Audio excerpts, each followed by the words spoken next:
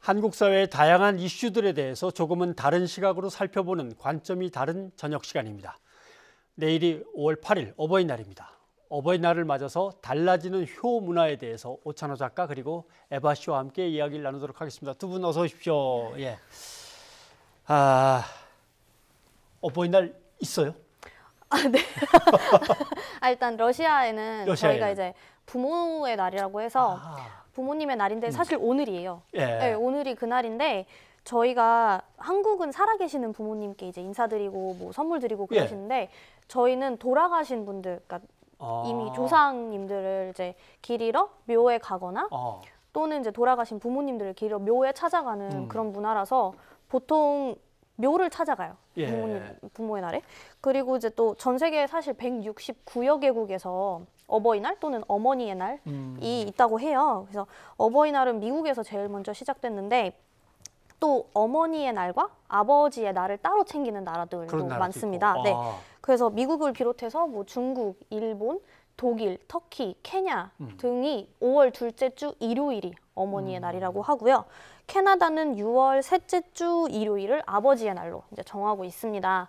그리고 보통 한국에서는 카네이션을 선물로 드리는데 중국에서는 카네이션 대신에 원추리라는 꽃을 드린다고 합니다. 이게 자녀들을 걱정하는 부모님의 근심을 잊으라는 그런 이제 부모님께 이제 걱정할 필요가 없다는 뜻을 담긴 그런 꽃이라고 하고요.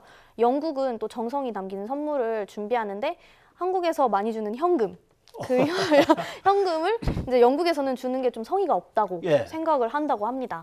그래서 러시아도 이제 따로 어머니의 날도 있고 또 가족의 날도 따로 있어서 한국처럼 어버이날 개념이랑 좀 다른 것 같습니다. 지금 에바 씨가 얘기한 대로 예전에 그냥 돈으로 드리면 아니 이 녀석이 부모를 얼마나 생각을 안 했으면 대충 알아서 사세요. 뭐 이런 느낌으로 받아들여지니까 에이 몹쓸 뭐 이렇게 생각했기 때문에 이번에는 뭘 선물해 드리지, 지난해에는 뭐였고 지난해에는 뭐였고 이제 다 꼼꼼히 생각해 본 다음에 필요로 하시는 걸 파악했는데 언제부턴가 현금이 당연히 넘버 1이라고 하니 넘버 1이라고 하니 계속 바뀌는 모양이에요. 그래도 이제 현금이 곧 정성이라는 것에 대해서 우리 모두가 공감을 하고 있는 것 같습니다. 그래서 사실 요즘 뭐 꽃으로 퉁칠 생각하지 마라 뭐 그런 말도 있잖아요. 그래서 이제 요즘 오히려 받기 싫어하는 선물 조사 이런 걸 해보면 꽃, 뭐 건강 보조식품, 혹은 뭐 디지털 기계 이런 것들이 뭐 꼽히고 있다 하죠. 건강 보조식품 반갑지 않습니다. 쌓이기만 하고. 그래요. 그다음에 뭐 요새는 뭐 스마트폰 해드리는 경우도 있고 뭐 그런 것 같더라고요. 그렇죠? 그렇습니다. 근데 이제 이런 것에 대해서 약간 이제 좀 부담스러워 하시는 거죠. 내가 즐거워야 되는데 뭐 내가 끙끙거리면서 그 기계나 만지고 있어야 되고 그런 면에서 이제 내가 소비하고 싶다. 그러면서 현금이 대세가 되고 현금이 있죠. 대세. 좋습니다. 현금으로. 대세. 현금. 그럼 여기서 한번 저희 기자가 취재한 리포트를 보시고 다시 얘기를 나누도록 하죠. 이지은 기자입니다.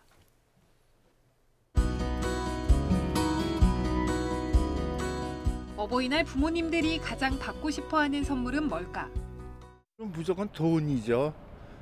나이 든 사람들이 돈벌이가 없으니까 이 자식들이 돈을 좀 줬으면 좋은데 현금이나 상품권 이런 것이 아무래도 누구나 다 그렇듯이 좋더라고요.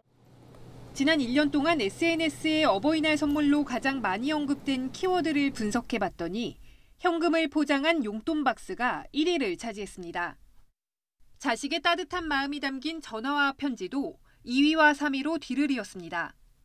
못했던 말이나 부모님한테 하고 싶었던 말이나 그런 거를 손으로 담아서 드리면 제가 직접 말 안 해도 바로 전달할 수 있으니까 평소에 꽃이나 편지 같은 거는 드리기 어려우니까 이번 기회로 좀 감동 받으셨으면 좋겠어서.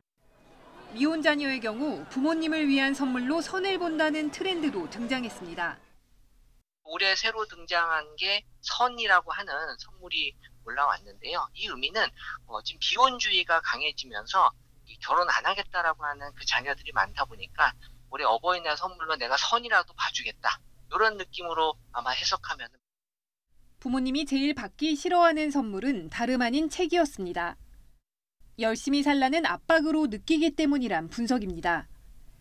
케이크와 꽃다발도 예상을 깨고 좋아하지 않는 선물 2, 3위에 올랐습니다. 또 부모님들이 사용하기 어려운 스마트 기기를 선호하지 않는 풍조를 반영한 것인지 휴대전화가 싫어하는 선물 5위를 차지했습니다. YTN 이진입니다.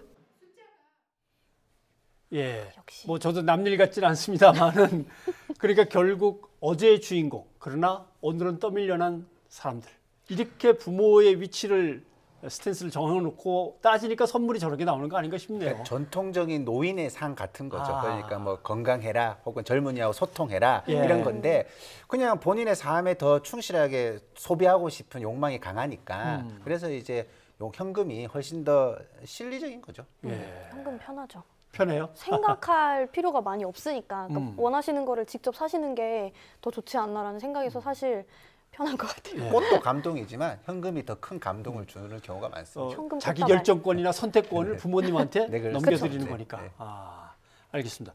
그런데 이건 이제 선물에 대한 얘기고 효에 대한 생각도 많이 바뀌고 있는 것 같아요.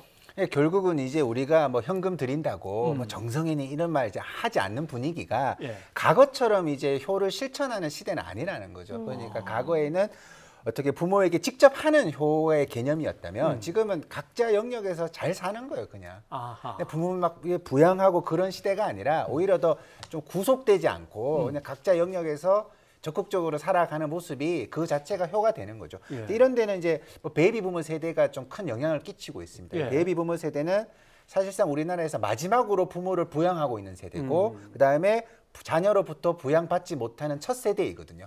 근데 이제 이들이 이런 어떤 자신의 어떤 억울함이라 그럴까 이런 거를 보상받으려고 하지 않아요. 내 자녀들이 나한테 구속되지 않고 종속되지 않고 자기 할 일 굉장히 잘했으면 좋다고 생각을 하거든요. 그렇기 때문에 이제 현대 사회에서 뭐 효심이 가득한 사람이에요. 뭐 그런 상 주고 하는 거 있잖아요. 이제 그런 것도 조금 변화가 되어가지고 개인이 행복한 것이 가장 좋은 사회다.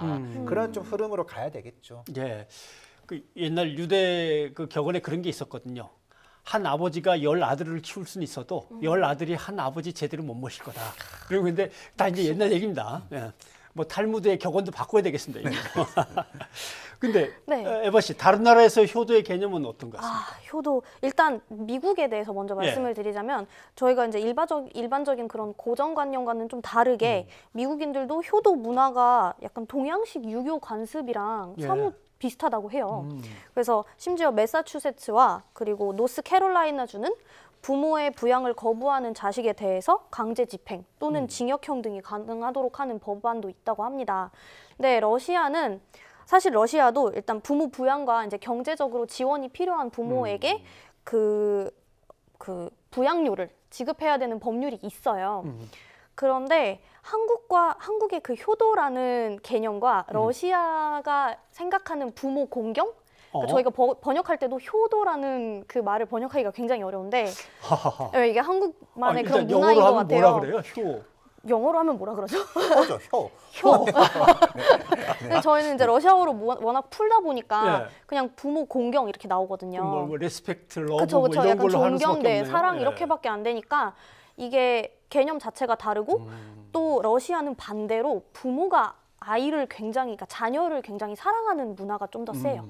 그래서 오히려 부모님이 아이를 떠나보내려고 하지 않고 뭐 독립시키려고 하지 않되 오히려 아이가 이제 난 이제 부모님이랑 그만 살아야겠다, 귀찮다, 막 부모의 사랑이 너무 케어가 너무 심하다 해서 독립하는 경우가 좀 많아요.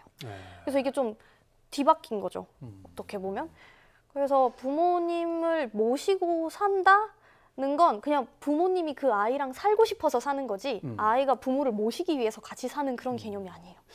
동양에서의 효나 예라고 하는 것은 절대자인 신과 인간의 관계 속에서 제사를 지내는 것, 그다음에 군주와 신하의 관계 이런 거랑 다 복잡하게 얽혀 있어서 아이고 그동안 통역하려고 애썼겠어요. 정말 저희도 종교적인 그런 부분이 많아서 예. 참 어렵습니다. 근데 결국 효는 가족하고의 문제니까 그쵸. 가족의 개념 자체가 이제 세태에 따라 달라지는 거겠죠. 그렇습니다. 우리가 이 변화에 대해서 좀 제대로 해석을 해야 되겠죠. 예. 어이구 세상이 이제 끝장났어 뭐 이런 식으로 해석하시는 분도 있는데 어찌 되려고 이 그게 모양이야. 아니라 저는 오히려 지금까지 가족 공동체가 더 개인을 더 핍박한 경우가 많았다. 근데 이게 우리나라는 사실상 사회 시스템으로 문제를 해결해 주는 것이 아니기 때문에 가족 공동체가 굉장히 똘똘 뭉쳐야 되거든요. 부모는 네. 부모대로, 자녀는 자녀대로 자기 역할을 잘하고 즉 희생을 전제해서 가족이 돌아가는 것이죠. 이제 그런 것에 대해서 조금은 다른 의문을 제기하는 시대가 왔는 것이죠. 내가 행복할 수 있는 사회, 이제 그런 걸 요구하는 측면에서 효의 개념이 달라지니까 이런 거를 뭐 가족의 붕괴, 전통의 해체 이런 거창한 단어로 해석을 하지 말고 불평등을 찾아내고 불평등을 없앨 수 있는 제도를 만들어 가야 되겠죠. 예를 뭐 아무튼 가족이 최후의 보루이고 최후의 방어선 저지선이고 사회 안전망의 마지막도 가족이고 그러니까 가족이 포기하면 다 같이 포기해야 되고 뭐 이런 거였는데 그게 아니고 사회와 국가가 책임져야 될 부분들을 빨리 또 맡아야 되는 거겠군요. 알겠습니다. 자, 오늘 오 선생님, 에바 씨 수고하셨습니다. 고맙습니다.